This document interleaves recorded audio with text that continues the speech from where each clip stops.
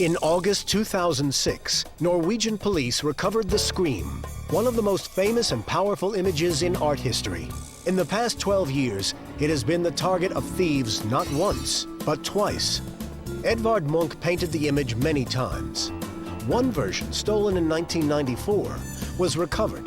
But a decade later, another Scream vanished when thieves walked into the Munch Museum in Oslo and ripped it from the walls, along with a second Munch masterpiece, the Madonna. This is the story of the police search for the missing paintings and the gang of ruthless and dangerous criminals behind the robbery.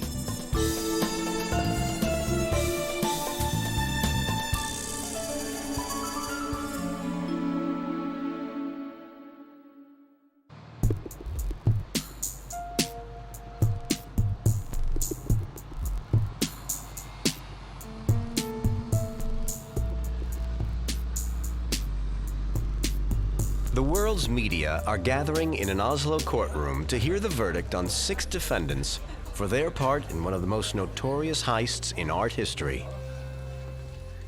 2 of Norway's best-known paintings had simply been snatched by armed thieves in broad daylight.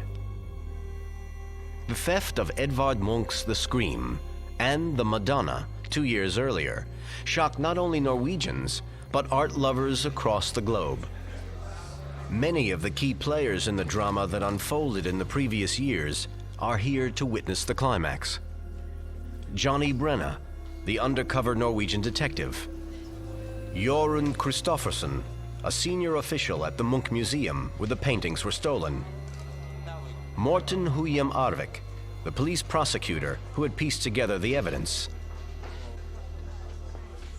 And Thomas Natos, one of the defendants who claimed all along he was the victim of the ruthless gang which carried out the raid. The prosecution have asked for sentences of up to 12 years in prison. The defendants have throughout protested their innocence.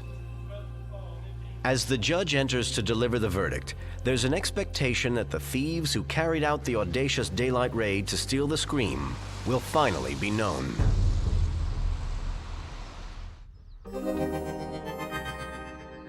It was a warm summer Sunday morning in 2004, shortly after opening time at the Munch Museum in Oslo. There were about 70 people in the gallery.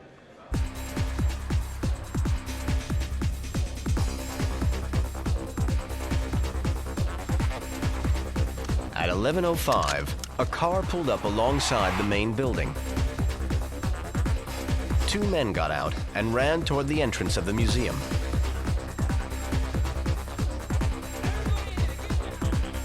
They were wearing gloves and hooded sweatshirts. One was carrying a gun. The 2 armed thieves burst into the museum, shouting and screaming at terrified gallery goers. They forced guards to the floor at gunpoint.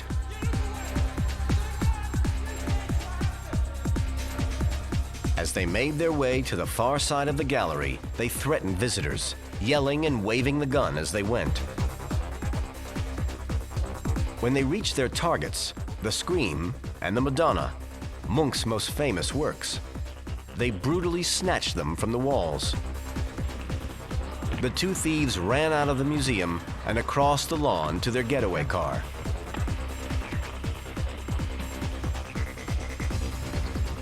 As they drove off, they had in the back of their car $100 million worth of some of the most important art of the last 2 centuries. The whole robbery had taken less than 5 minutes. News of the robbery spread quickly. But what puzzled the people of Oslo was why had the Scream been targeted once again? And how on earth did the thieves imagine they were going to sell the world's most famous image? One of the first to hear about the loss of the Munch masterpieces was the museum's head of public relations. I was called up by a friend. I was at home, it was a Sunday, and she said, I heard something on the radio. There is a robbery on the Munch Museum. And and the Scream and the Madonna were gone. As Jorunn Kristoffersen rushed to the museum, Oslo police arrived at the scene. One of the first officers there was Lasse Alver, a patrolman on duty in the city at the time. I arrived on a crime scene approximately 11:20 a.m. When I arrived, the first police unit had already cordoned off the area. Scenes like this, there is a lot of chaos and confusion in the start. What we had to do was try to separate all the witnesses. I guess it was approximately 60 or 70. They were told to go into the cafeteria, and we had to try to find out who had seen something and who hadn't. When I came to the museum, there was ambulances, police, cars, lots of people, press. I found a museum in shock. The girls at the ticket counter, the girls in the restaurant, they had been the first one to see these robbers. This was a violent, frightening robbery, and a lot of people, including children, were witness to this crime. Maybe they will carry around this for the rest of their lives. At the museum, police began interviewing stunned eyewitnesses and museum staff in an effort to reconstruct precisely how the thieves had carried out the raid. To avoid the guards at the main doors, the thieves entered the building through the cafeteria's side entrance. Robbers came in the side door in the cafeteria, and probably they had parked the car behind the building. One holding a revolver. And they were screaming and making a lot of noise to scare people. They came to the ticket desk. The alarm under the desk was then pressed by one of the girls. They understood that something terrible was happening because they were already waving with a gun. As the alarm button was pushed, an alert went through to the police and to the home of the museum's head of security. I didn't believe what I was hearing at once, so it took some time before I understood that it's real. They ran into the museum, but they hadn't checked exactly which way the door went, so they banged into the door here. Because this one you have to pull. And then they ran into the museum and met the first guards about here. There were just 4 security guards on duty inside the small museum at the time of the robbery. One of the guys working there were commanded onto his knees, pointing with a gun. He was very shocked and he thought it was some joke or some fight between youngsters or whatever, so he ran after them again and tried to stop them, but was knocked to the ground and pointed at with a gun. The museum was open plan around a central meeting room. The thieves ran the long way around, stripping the guards of their communication radios until they finally arrived at their target. And the Scream was hanging here. And the Madonna was about here. They were hung by steel wire from the ceiling and down. They just tore it. They had to use strength, of course, but they tore it. And then they dropped the Madonna. But the thieves had an unexpected problem. The 2 paintings were protected by thick, heavy security glass. The paintings were so heavy that both paintings couldn't be carried by one man. So the one with the gun also had to carry a painting. Outside the museum, 50 yards from the entrance, the getaway car had been waiting. But it didn't go unnoticed. One eyewitness gets sight of the driver. It was probably one driver in that car. and I said it was probably a black Audi, probably an A4 and A6. We had the letters in the registration number. So that was what we started to search for. But as they made their escape, the thieves panicked. They thought the frames of the paintings might contain some sort of tracking device. So as they sped through the city, they began breaking up the frames, discarding them out of the car window. We think they thought there were technical instruments in those frames. There were not, so they had to get rid of the frames quickly. It left an unusual trail along the Oslo streets. Actually, I met some of the frames around the paintings when I was driving in full speed to the work along the roads. As the police followed the tracks of the thieves, they also seized closed-circuit TV footage of the armed men taken during the raid. But the quality of the images was poor. The cameras in the building were not very good and didn't give us a lot at all. There should have been better pictures, particularly inside the museum. Meanwhile, at the museum, people were still coping with the trauma caused by the robbery. I did take care of the staff, the guards and the staff around, because I could see they have a traumatic moment in their lives. Everybody who was working that day didn't imagine it would happen. Indeed, the Norwegian public was shocked by the loss of the Munch masterpieces. The museum itself came under attack for the lack of security. Why hadn't more been done to protect these national treasures? I think most people were astonished that these valuable paintings weren't secured better. The museum thought that criticism of its security was unfair. When it comes to armed robbery, it is not so very much you can do. The newspapers wrote that it was only to go in and take the paintings off the wall. But it wasn't. You had to have a gun. I don't think it was fair, because we are running on a budget, and the budget didn't say we had the money to install any more systems. We were a little bit hurt and annoyed by the criticism, because we thought that we had done the best we could under the circumstances. However unfair the criticism, the museum was closed while a new security system was installed to protect the Munch masterpieces.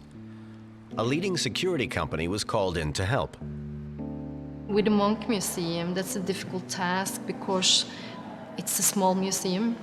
So the distances are very short and there are no stairs, so it will be quite easy to run through the building. I think most Norwegian felt that someone was taken that belonged to all of them.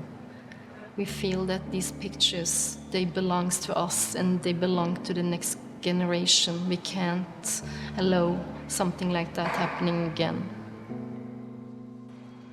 But interest in the fate of the Scream spread rapidly around the world. Of course, it was a very media-friendly story, with an armed robbery, you know, violence, art.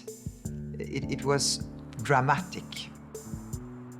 I was not surprised that the press from England and the States and Germany and France and Italy were interested. I was not surprised by that. But I got telephones from the Philippines and from China and from Australia and from Peru and everywhere. And that surprised me. The media hype was understandable. The Scream was, after all, one of the most famous images in modern art. It's an icon, and it's the most copied and used motif of all artwork, more than the Mona Lisa. So it must speak to us in a certain way. This was how Munch himself described the painting in his own diary. Nissa 22.1. I was walking along a path with two friends. Jeg gikk bortover veien. The sun was setting. Solen gikk ned. I felt a breath of melancholy. Himmelen ble plutselig blodig rød. Suddenly the sky turned blood red. Videre. I stood there trembling with anxiety, and I felt a great, infinite scream pass through nature.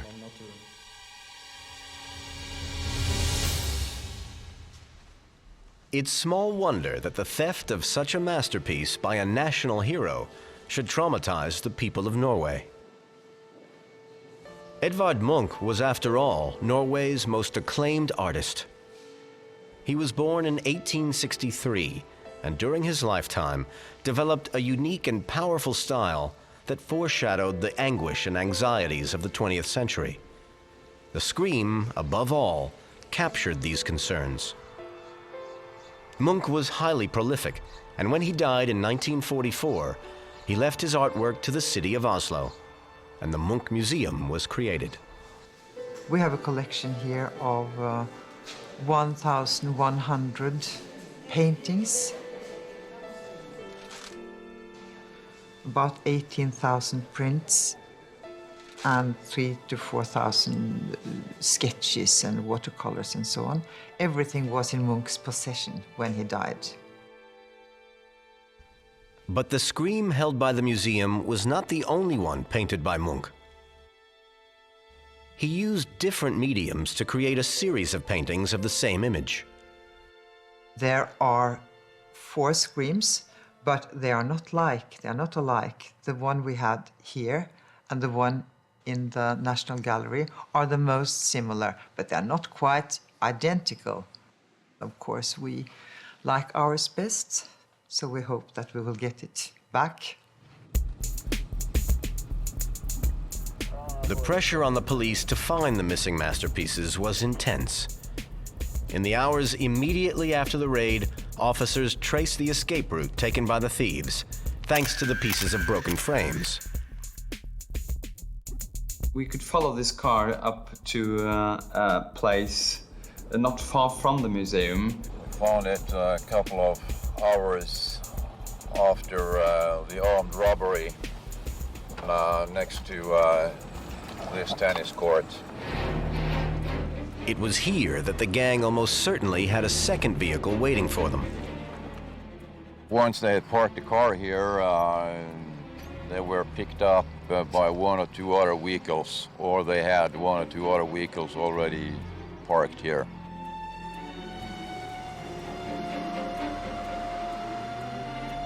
Where they went after they picked up the new cars here, we don't really know.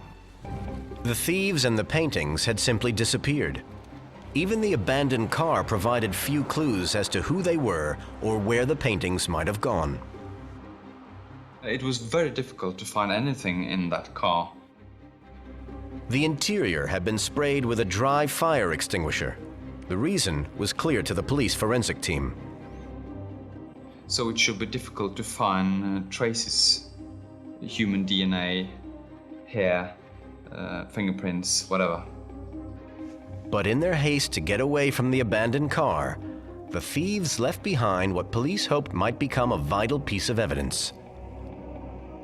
In the car, we found the gun. The gun was sent off for forensic examination. But with so little evidence to go on, many wondered if the 2004 robbery was linked to the dramatic theft of another, different version of the Scream in 1994. A decade earlier, 2 thieves had made an extraordinary raid on Norway's National Gallery. The heist could not have been simpler. Under cover of darkness, they put up a ladder against the walls of the gallery in central Oslo and climbed up to a second-floor window, broke it, jumped in, removed the screen from the walls, and fled the way they'd come. The man who was convicted for the robbery served 5 years in prison. Now, 7 years after his release, he denies he was involved in the notorious heist at all. I never did it. He says he knows who did carry out the robbery, but refuses to name them. You can't talk on people. to get out of trouble yourself. That's rule number one.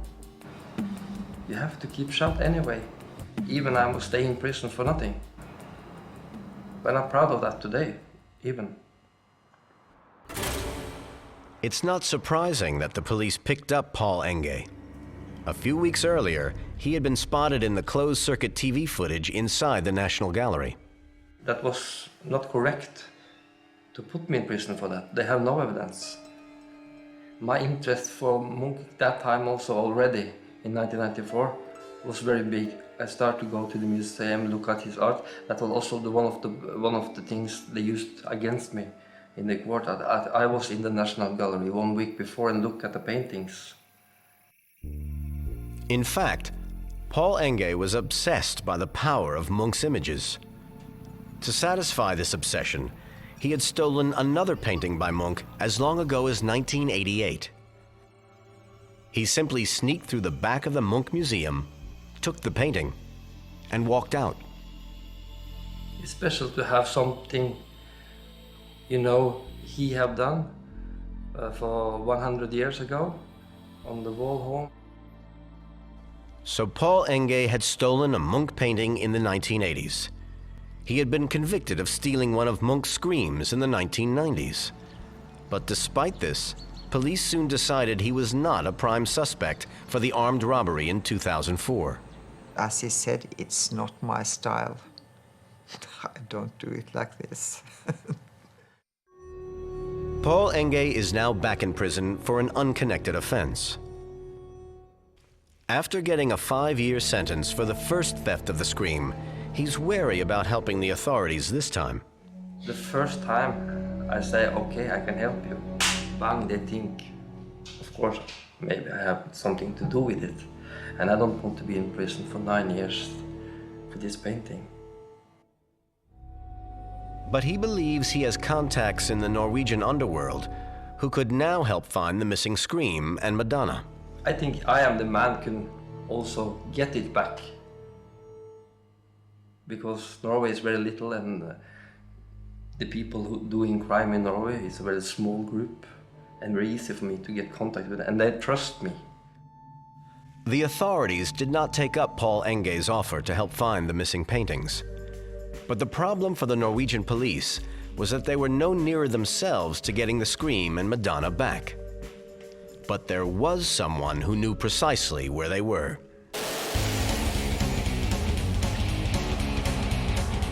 Tomas Natos is a mechanic with a passion for drag car racing. It's an interest he shares with some members of the Oslo underworld, and which would bring him face to face with the scream. They always come into the racetrack and watch me racing the times we are in Norway and do that. And I see them drop by the shop sometimes to see what kind of cars we got, and basically interested in cars. Tomas Natos is such a fanatic that he travels around Europe to drag car race events, and he once used an old bus and trailer to transport his cars. That bus is now dumped next to his workshop on a farm outside Oslo. But someone had a use for it. His name was Petter Taraldsen, and at a drag race not far away, he approached the unsuspecting Tomas Natos. They contacted me at the racetrack and just wonder if my bus is still where it used to be, because I haven't used the bus for 3 years, so it's basically parked here all year round.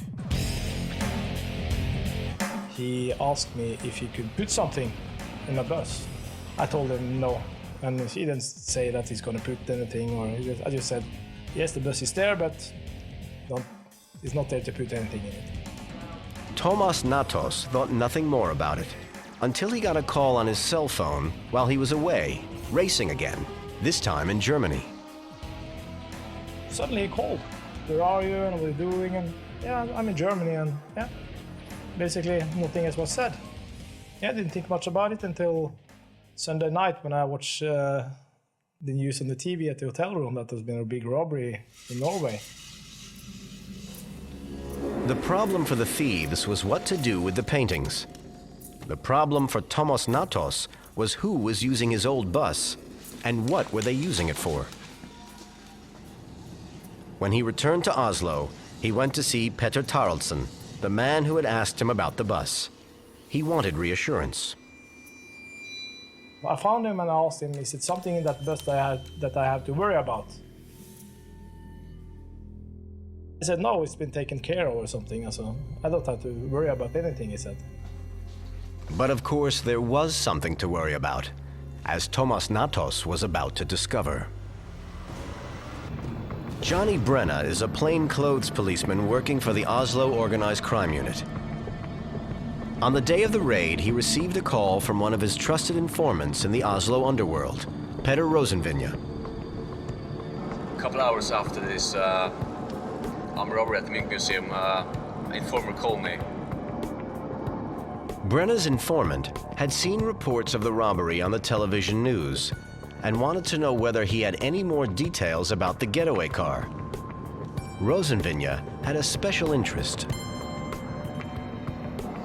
He told me if I could check out the car. He might suspect that the car that he has been repairing has been used as this car in these armed robberies. Then I phoned into my colleagues and asked how was the car and how was it looking like, and it was identical with his with the car he has been repairing. Rosenvinje's story was that he had prepared a car for a criminal associate. But he had no idea that the theft of the Scream was what the gang had in mind. Rosenvinje claimed he was furious the car was now the center of a major police investigation. How he was quite angry with this man he told me was the, what you call the ringleader, or who has organized the whole thing, because this car shouldn't be used for this purpose, so he was quite angry. To save his own skin, Rosenvinje was prepared to talk. He gave me some names, yeah. The names he gave Johnny Brenna were all well-known criminals, like Bjørn Huen and Petter Taraldsen, the man who had asked Thomas Natos at the racetrack about the bus. Rosenvinje's information made sense to the undercover detective. He's quite good skills in mechanics, and he's very good skills at the weapons. So he knew very much about the cars and weapons, and he's not a man doing armed robberies himself, but he knew those guys. As police began to digest this new information, curiosity finally got the better of Thomas Natos. He drove up to the farm where his bus was kept. His worst fears were about to be confirmed. This one is always unlocked and it's always open.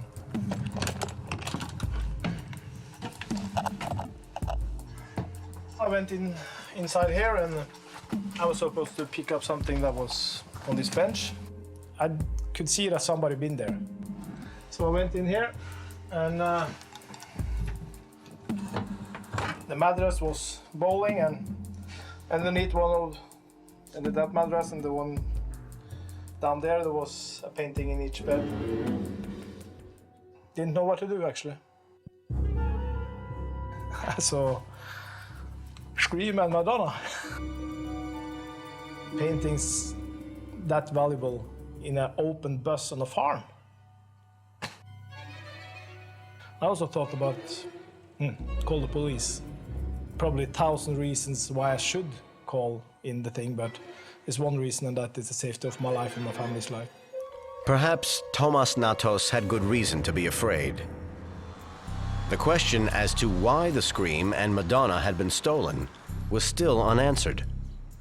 If such famous paintings were impossible to sell, what could have been the motive for the theft? Police thought the answer might lie in a violent robbery that had been carried out by some of the most dangerous gangsters in the country 4 months before the theft of the Munch paintings.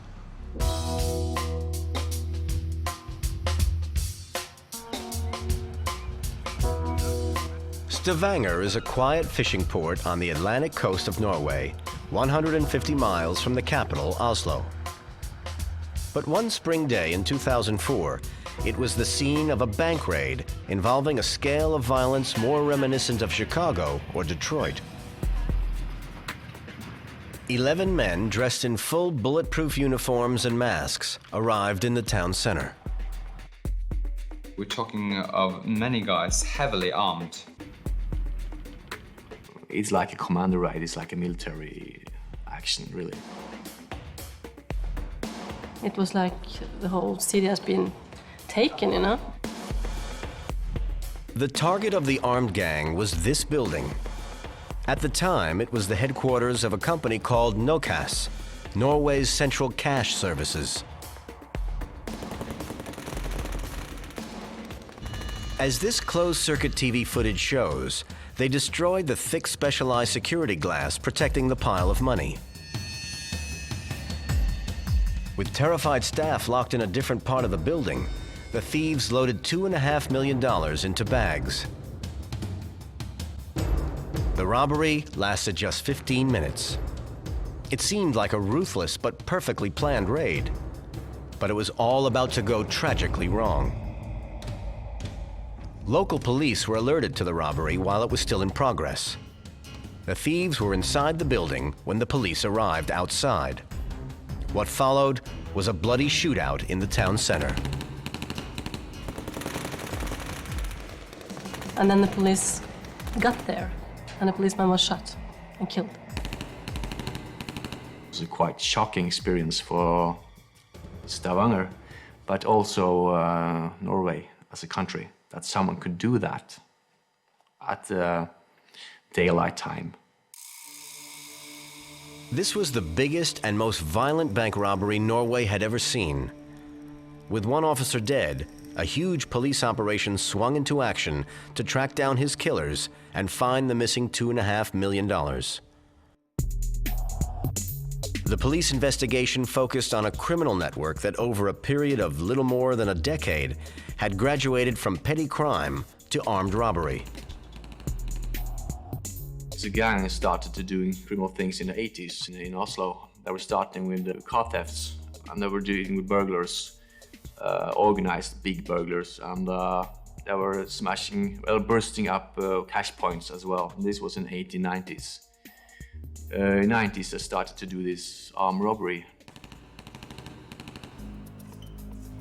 Police believe this criminal group may have up to 100 members, and they suspect that this man, David Tosca, is at the heart of the organization. He's one of the central leaders in this criminal environment to dealing with armed robberies. As the police investigation into the Nokas armed robbery in Stavanger continued into the summer of 2004, the search for the suspected ringleader, David Tosca, intensified. And then, the thieves struck at the Munch Museum in Oslo. Police became convinced that the two armed robberies were connected. During the Munch investigation, there are several statements saying that Mr. Tosca was the one that asked for the robbery. And the reason for it was that he wanted to have attention away from the robbery in Stavanger and over to this Munch robbery. The theory is that they did the Munch robbery to take the police resources away from the Nokas case. Because we had like 200 policemen or something bound up in the Nokas case. But we can't prove that for certain. But we think that's the most likely theory.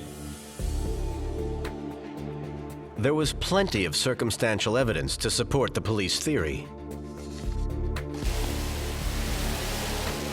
Petter Taraldsen, the man at the drag race, was known to be an associate of David Tosca. As was Petter Rosenvinje, the police informant. But there was more. The gun that was found in the dumped getaway car was traced to another robbery from a private villa in the town of Sarpsborg. 5 guns were taken. One of them was used at the robbery at the museum. This gun comes from a break-in in a house close to Mr. Rosenvinge's home. Another of the weapons stolen in the robbery at the villa was matched to one spotted on the closed-circuit TV footage of the Nokas robbery in Stavanger. It suggested the same gang at work. There was further evidence that made the connection between the two robberies clearer. When the security window was blown out during the Stavanger robbery, glass particles sprayed across the room and onto the stolen cash. Petter Tarlsson was arrested in September for another unconnected offense. But when police searched his home, they found a stash of money. We found that he had some money in his home that we could connect to the Nokas robbery. We could identify those bills because there were dust of glass. Norway is a small country, and this organized crime environment is not very big. So we think these people know each other, and that this money is gone from Stavanger to Tarlsson. It's quite likely that he is paid for his role in the Munch robbery. A month after the theft of the Scream, police had under surveillance a number of suspects implicated in both the Stavanger and the Munch Museum robberies. Central to the museum investigation was Petter Rosenvinje, Johnny Brenna's trusted informant. Rosenvinje had always maintained that although he had worked on the getaway car, he knew nothing about the robbery. But perhaps he was not as innocent as he claimed. He prepared the car for this robbery, and then he handed it over to the robbers the actual morning.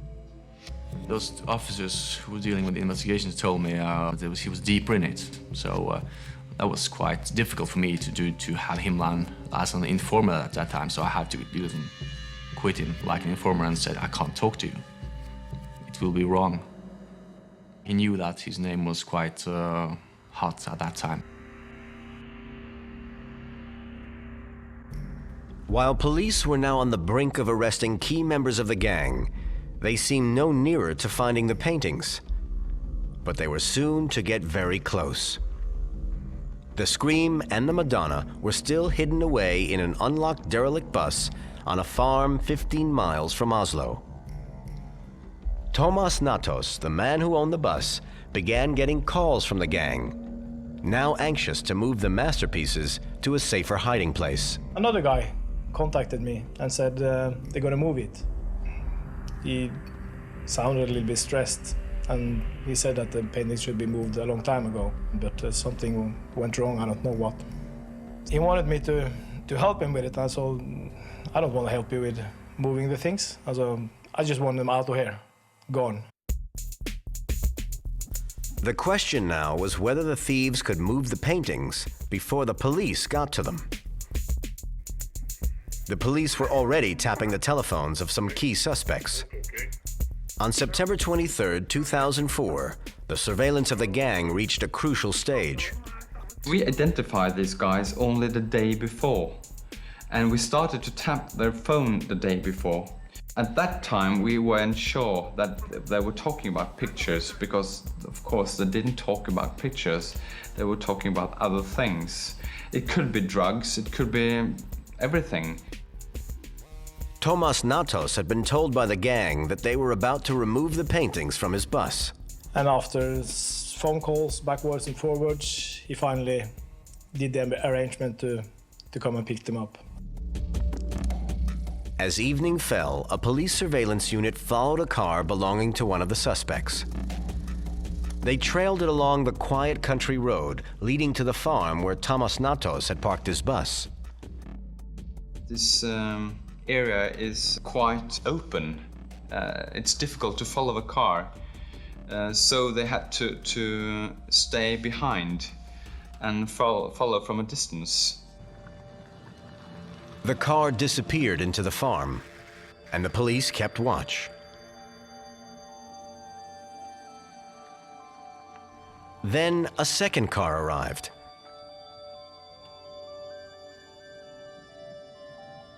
And within minutes, the two stolen paintings were on the move.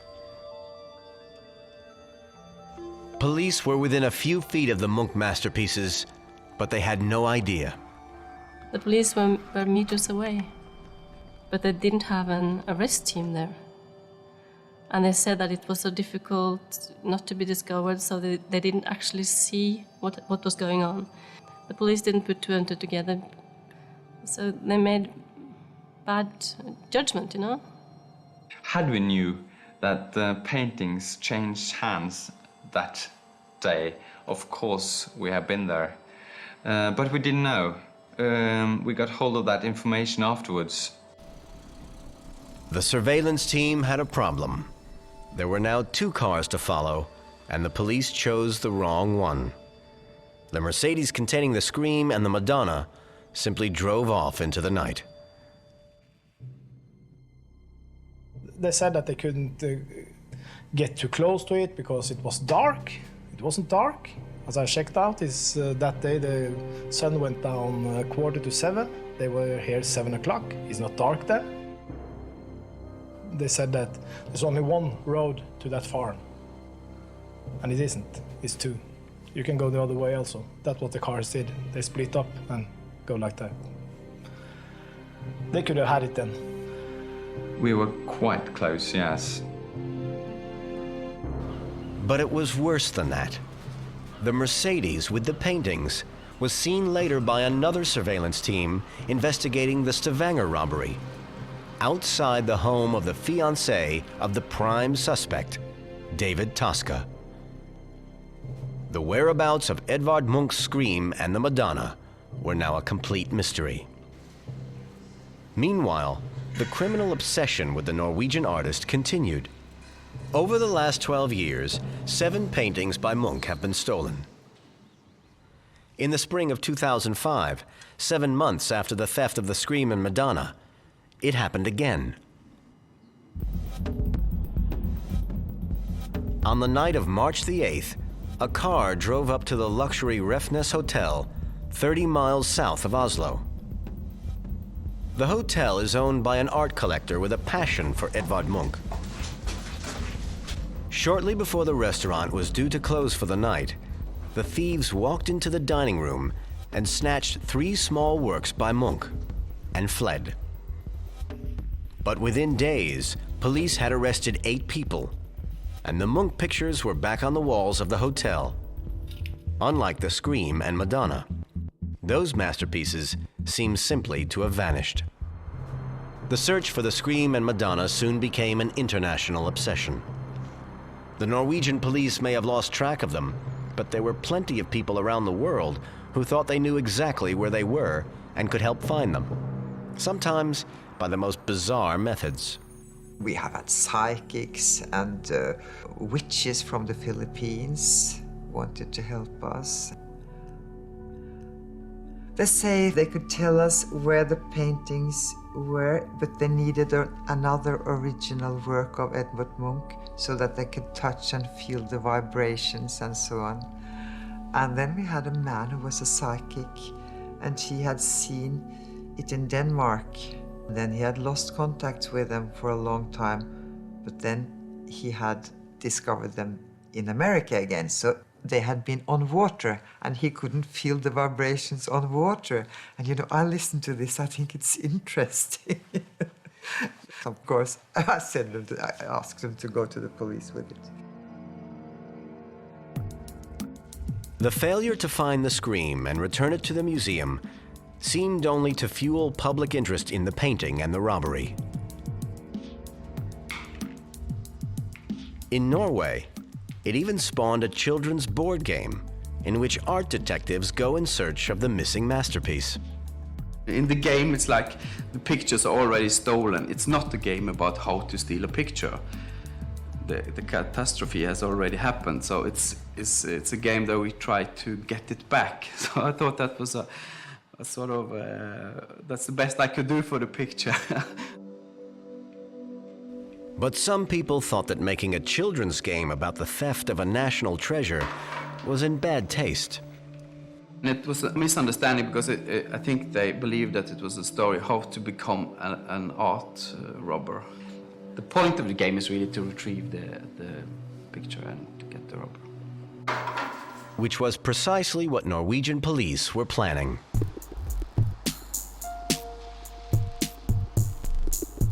Eight months after the robbery, police and prosecution began to make their move against those they thought responsible for the theft of the Scream and the Madonna. We built up a case during months, and when we thought we have enough, we looked through the case and found out that Mr. Rosenvinge was the first likely to be arrested. But it was not as easy as they had hoped. At the time, Rosenvinge was working at the building site of Oslo's new opera house, on the highest crane in the city. So we had to wait until he went down for a break. The arrest of Petter Rosenvinge was the first of several which the police hoped would not only break the gang of thieves, but also lead inevitably to the recovery of the precious Scream. We brought Mr. Taraldsen to custody. Taraldsen was suspected of being the driver of the getaway car. He had been seen by an eyewitness. He was also the man who contacted Thomas Natos at the drag car racing, asking about the whereabouts of his bus. Taraldsen was already in custody for another unconnected robbery. So he was brought from custody from one case to another. The police also arrested a third man, called Bjørn Huen, as the suspected ringleader. Fugitive David Tosca was tracked down and arrested in Spain. He now faces charges related to the Stavanger armed robbery, but not yet for any role he may have had in instigating the theft of Munch's Scream and Madonna. Within weeks of the arrests, the Munch Museum opened again to the public after a security makeover costing $6.5 million.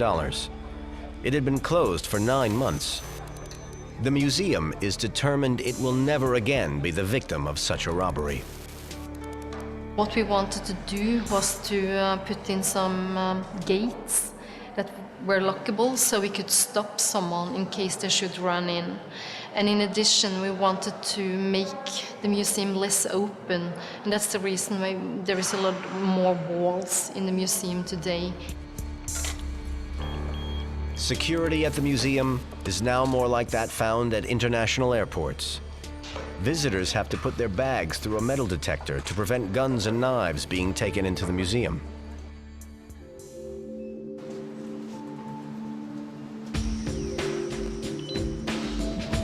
To get into the gallery itself, visitors must pass first through a barrier, which will only open by scanning a bar-coded entrance ticket. Then visitors must go through a one-way set of lockable double glass doors, between which security staff can trap any suspected thief. The inside of the building has been completely redesigned to thwart any attack similar to the disastrous armed raid in 2004. One of the most important changes to improve security at the museum has been the layout of the galleries. Visitors now have to wind their way through a series of separate rooms. Gone is the old open-plan design, which allowed the thieves to run unimpeded through the museum.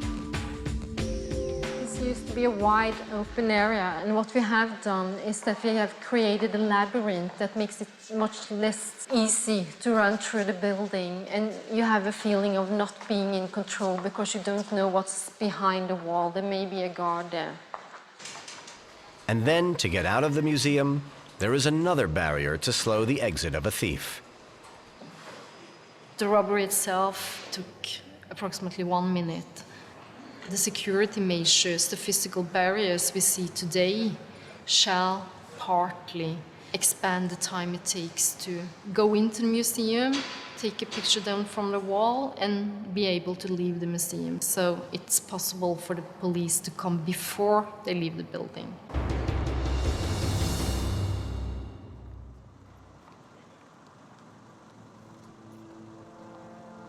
In May 2006, the trial finally started of the 6 defendants accused of having a role in the theft of Munch's Scream and Madonna.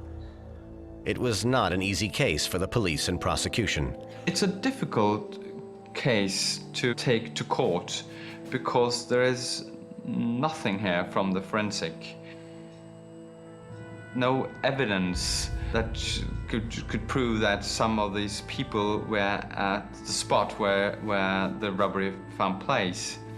So we have to build up this case with the telephone tapping, interviews, witnesses. So it's a complicated case. With much of the police evidence circumstantial, a key figure in the trial became undercover detective Johnny Brenna. He had to give evidence against his one-time informant, Petter Rosenvinge. It's unpleasant to give evidence against a man who you've been talking to in 8 years, so it's an unpleasant thing. It is really. Normally, we try to cover up that people are giving the police information. But the court, Supreme Court, have also given the defense the right to see all the evidence that the police have. The trial lasted 7 weeks. Then, nearly 2 years after the theft of the Munch masterpieces, the judge was ready to give his verdict and hand down the sentences to the 6 accused. Only 3 of the 6 were found guilty. Petter Rosenvinge was sentenced to 4 years in prison for preparing the getaway car. Petter Taraldsen was sentenced to 8 years for his part as the driver of the getaway car.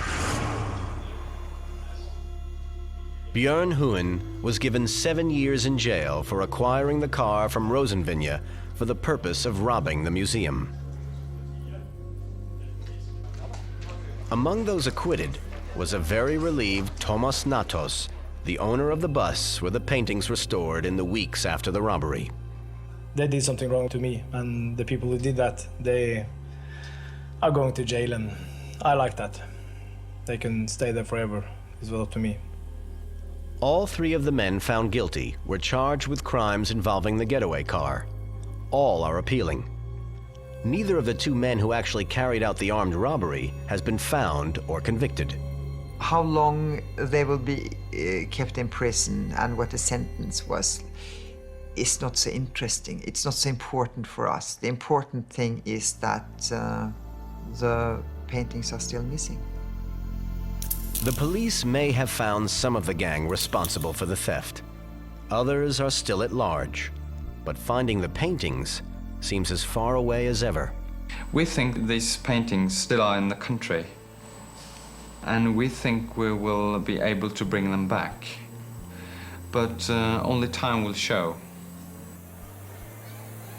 To encourage the gang to return the Scream and Madonna to the people of Oslo, 2 of the accused have been fined a staggering 750 million Norwegian kroner, $124 million, the estimated value of the missing paintings. It's a large sum of money. Maybe this could be a burden that would make people talk more than they have done until now. They will not be able to have 1 day's honest work in their life before the money is taken away from them. So that it's sort of a lifelong slavery they are sentenced to. 750 Norwegian kroner can't compensate for the loss of those paintings. That's only money. This collection and these paintings can't be replaced by money, you know. But perhaps in the end, the police and prosecution tactics worked, and the $120 million fine concentrated minds. In a dramatic development that took the art world by surprise, on August 31st, 2006, Norwegian police announced that the Scream and Madonna had been found. How, they would not say.